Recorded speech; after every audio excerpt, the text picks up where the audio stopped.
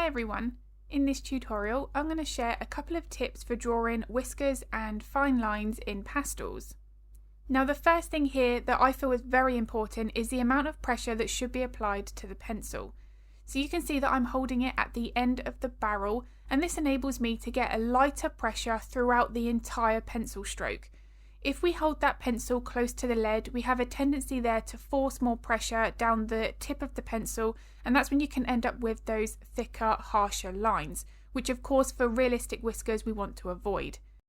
Now my next tip, and something that I demonstrate in all of my real-time tutorials on Patreon, is how to roll the pencil whilst creating the pencil stroke.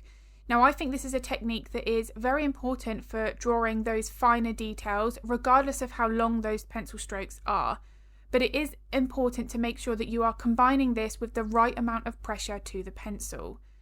Now what I want to be making sure of as well is that I'm fairly confident and committed to that long pencil stroke. When we're drawing shorter fur, it's not so much of an issue because that pencil is only in contact with the paper for a split second.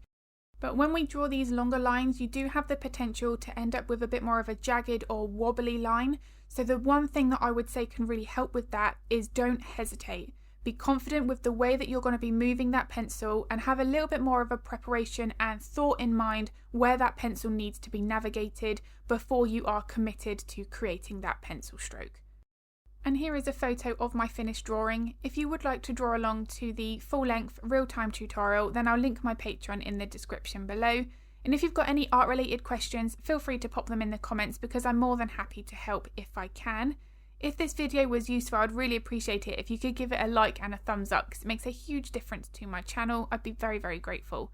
I also upload a couple of videos to YouTube every week, so if you would like to get notified of that content, then don't forget to hit the subscribe and the bell button.